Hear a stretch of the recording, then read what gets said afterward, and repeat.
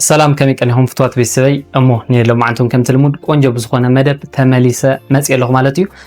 ناي لو معنتي مدب ناس هون تايو فقرنياي مصط النابله اتشغيروني النابلكن بوشت مسمر تصحفالي بتعم بزحت والديها نعخن زخون ملسي حيزلكن مسئلة حجي كرمي شدش ور حديش وعتور حزهم بزعوا زار استزياء زخونه فيديو صريح نيره فرنيا مصط النابله زچغراكي بمنتاي مخنيات يوزبل فيديو صريح نيره نسو تايو مخنياتو كوم خونلو زخل مخنيات انت يوزبل يطقيس نيره نشي چرفه بيلكن كحلف نابنت بخلت مخنيات يو حدا ودي او هيوتكي مصط قبل زخل اتناي مجمرتا ابعلو عرسمت حتى سمعوا ويدما انا بقع ايكونكن مزاوازيا كفقري ناو حدار نمسغغا بقع ايكونكن عقمي استحت ايو جليلو بوعل عرسم تحت سمعوا حدا ودو هيوتكي مصطف كبل يخليو اتخال ايدما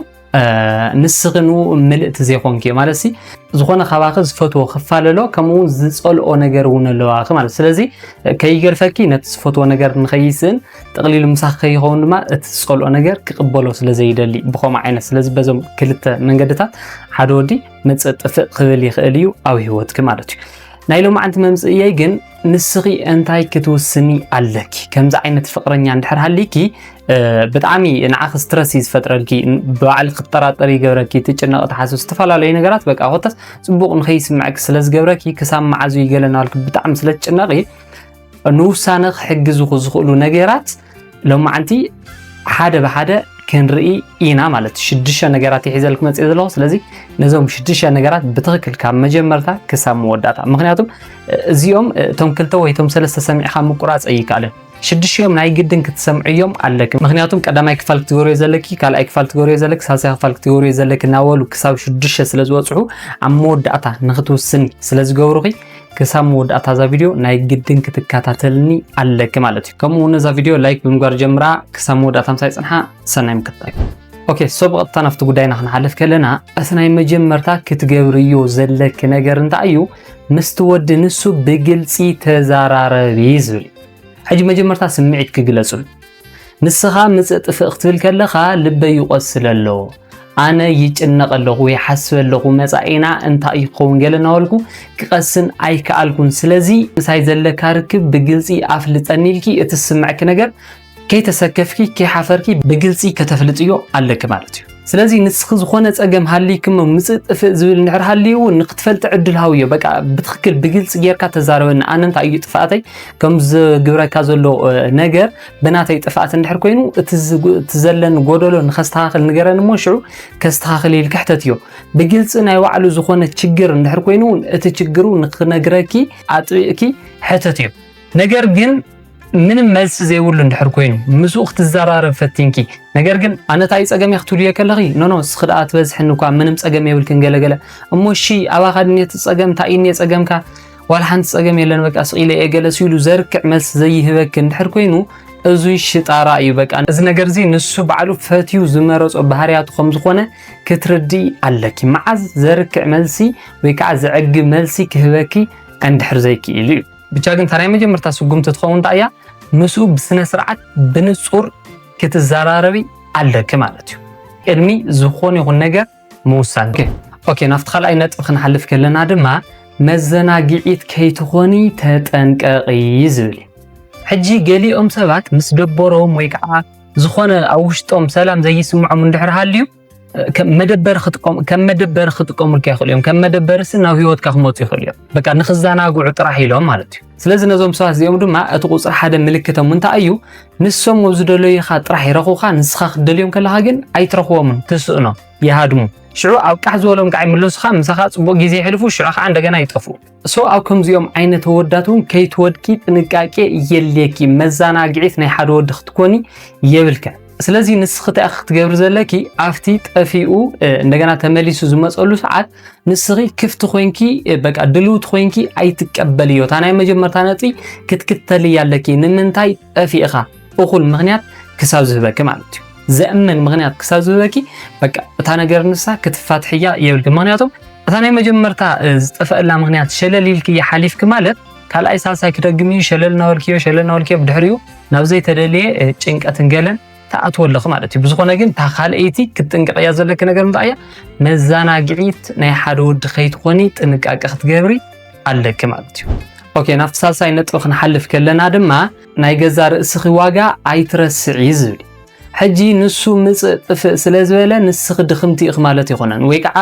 ኣባኺ ጉድለት ኣሎ ማለት ኣይኮነን ሕጂ ኦፍ ኮርስ መጀመርታ ታይለክ ነይረ ብክልተ ምክንያታት ሓደ ወዲ ምፅእ ጥፍእ ክብል ይኽእል እዩ እቲ ሓደ ኣባኺ ዝፈትዎ ነገር እውን ኣሎ ፀልኦ ነገር እውን ኣሎ ስለዚ ንኸም ምፅእ ጥፍእ ክብል ይኽእል ይለክን እቲ ካልኣይ ድማ ኣብ ባዕሉ ጎደለነት ስለ ዘለዎ ዓርሰ ምትሓት ስለ ዝስምዖ እውን ምፅእ ጥፍእ ክብል ይኽእል እዩ ኢለክ ነይረ ሶ እቲ ወዲ ዋላ እውን ኣባኺ ዝፈትዎ ነገርና ፀልኦ ነገር ሃልይዎ ምፅእ ጥፍእ እንተበለ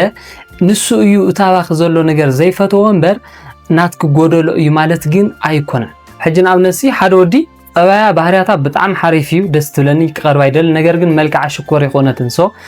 ብኸምኡ ከዓ ክርሕቕ ኣይደል ገለ ኢሉ ክዛረብ ይኽእል እዩ መልክዕ ክሽኮር ዘይምዃንኪ ናትክ ጎደለነት ኣይኮነን ብርግፅ ንሱ ዘይክፈትዎ ይኽእል እዩ ነገር ግን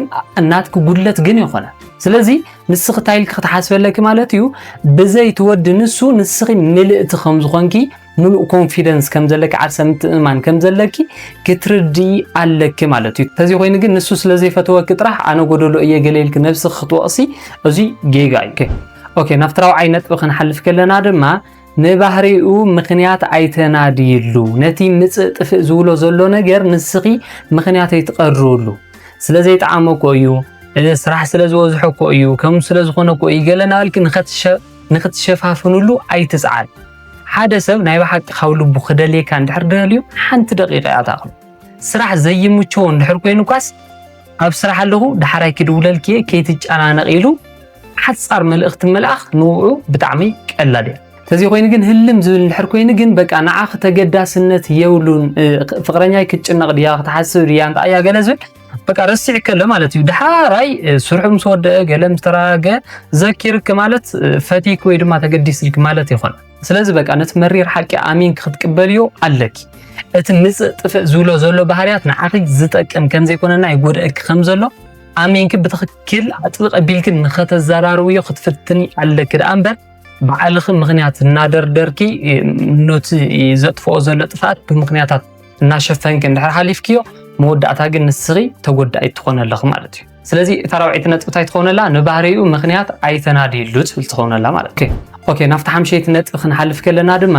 ሕጂ ውሳነ ንምውሳድ ድልውቲ ኩኒ ክሳብ መዓዝ ከምዚ ኢልካ ክትቅፅል ብግልፂ ተዘራሪብክዮ ዝተፈላለዩ ነገራት ሞኪርኪ ንውሽጢ ክፈትሽኪ ኣነ ስሕተት ከይህልወኒ ኢልኪ ንዑ ኣጥቢቕካ ሓቲትክዮ ነገር ግን ስቲል ናው ከስተኻኽል እንድሕር ዘይክኢሉ ንውሳነ ድልውቲ ክትኮኒ ኣለክ ማለት እዩ ሕጂ ንነብስኺ ታይል ክትሓትያ ኣነ የፍቅሮ እየ ነገር ግን ንሱ የፍቅረን ድዩ ኣየፍቅረንን ዝፈልጦ ነገር የለን ንኸምኡ ድማ ምፅእ ጥፍእ እናበለ ብጣዕሚ የቸግረን ኣሎ ስለዚ ክሳብ መዓዝ ከም ዝናወልኩ ክቕፅል ኣንው ሓቢልክ ጠምቱ ሞሽዑ ከም ዘየዋፀኪ ብግልፂ ክርድአክ እዩ ምስ ተረድአክ ድማ ንውሳነ ድልውቲ ክትኮኒ ኣለክ ማለት እዩ ምክንያቱም ምንም መማረፂ የብልክን ስለ ዘፍቀርክዮ ጥራሕ ኩሉ ሰብ ምስ ዘፍቀሮ ሰብ ይነብር ማለት ኣይኮነን ተዚ ኮይኑ ግን ምውሳን ዘይትኽእል እንድሕር ኮይንኪ ኩሉ ግዜ ላንጋ ትኾን ሎሙዶ ፅባሕ ይስተኻኸልና በልኪ ግዜ ክተቃፅል እንድሕር ሃልይኺ ግን ንባዕልኹ እውን ትጎድእ ኣለኺ ግዜኹ እውን ብኸንቱ ተባኽንዮ ኣለኺ ማለት ስለዚ እዚ ድማ ንዓኺ ፅቡቕ ኣይኮነን ኦኬ ናብቲ ሻድሻይ ናብቲ ናይ መወዳእታ ነጥቢ ክንሓልፍ ከለና ድማ ሕጂ ክትፍለዮ እንድሕር ወሲንኪ መንገድኺ ብፀጥታ ክኸውን ኣለዎ ሕጂ መብዛሕትኡ ክነዋልድ ኣውዚ ትርስዖ ወይ ድማ ክትግብሮ ዘይትደልያ ነገር እንታይ እዩ በቃ ስቂልካ ምሉቕ ኢልካ ምኻድ ኣይትደልያ ከይጉዳእ ፀኒሑ ከይቕየመኒ ሰብ ክቐይመ ይደልን ብኣይ ሰብ ጉዳይ ኣይደልን ከምኡ ዝበሃል ነገር የለን ፈቲንኪዮ ከም ዘየዋፀክ ፈሊጥ ከለኸ ዶ ስለዚ ምሉቕ ኢልኪ ሸተት ኢልክ ትኸዲ ስልኩ ብሎክ ክትገብሩ የዘለክ እንድሕር ኮይኑ ኩሉ ስልኩ እቲ ትራኸበሉ ዝነበርኩም ነገር ብሙሉእ ተዓፅዮ ኣነ ብሎክ ንኽትገበሩ ሪኮመንድ ይገብርን ንሓደ ሰብ ክትገድፍዮ እንድሕር ደሊኺ ብሎክ ከይገበርክ ተትገድፍዮ ይምረፅ ደው ኢልልኪ ከየልዓልክዮ ፀጥ ማል ይሕሽ ነገር ግን ከይትርበሽ እንድሕር ደሊኻ ግን ብሎክ ጌርክዮ በቃ ሙሉእ ካብ ህይወትክ ከተውፅዮ ትኽእል ኢኻ ተዚ ኮይኑ ግን በቃ ምስ ሕዋቶ ፋሊጡን እንዲዩ ሞታ ክገብር ምሰዲዮ ፋሊጡን እዩ ተሰኪፈ ንሱ ይልምነን ኣሎ ፀኒሑ ክጉዳእ እዩ ብኣይ ጉዳይ አይደለም በቃ ዝተፈላለዩ ምክንያታት እናሃብኪ ንዓርስኽ ምሽዋድ ኣቋርፅ ስለዚ መወዳእታ ንኽትፍለዮ እንድሕር ወሲንኪ ምንም ዓይነት ግርግር የለኪ ነትወድን ስረኺብክ በቃ ንዝነበረና ጻንሒት ብጣዕሚ መስገን ሕጂ ግን ተፈልየካ ገለ ናይ ምስንዋት ቃላት ግዛዕ የለክን በቃ ነሰብዝ ገምጊም ገይር ለኺ ከምዘይ ይዋፀክ በደንብ ገይር ክደፈልጥ ከለኺ ስለዚ ኢናፍ ወዲ ይኸለኽ ማለት እዩ ስለዚ መንገድኺ ብጸጥታ ክኸውን ኣለዎ ማለት እዩ ሶ እዘን ሕጂ ዝነገርኩ ሽዱሽተ ነገራት እንድሕር ተገይርክየ ካፍቲ ዘለኽዮ ቃንዛ ካፍቲ ዘለኽዮ ሕማቕ ስምዒት ክትወፅኢ ዝብል ተስፋለኒ ሶ ናይ ሎማዓንቲ ዝነበረት መደብ እዚኣ ትመስል ነዛ ቪድዮ እንድሕር ፈቲኽና ላይክ ምግባር ከይትርስዓ ከምኡውን ቻናል ሓደሽ ሰባት ንርኢ ኣለኹም ሰብስክራይብ ብምግባር ናትና ቤተሰብ ምዃን ትኽእሉ ኢኹም ክሳብ ብኻልእ መደብ ዝመለስ ቻው ሰሰናይ ናው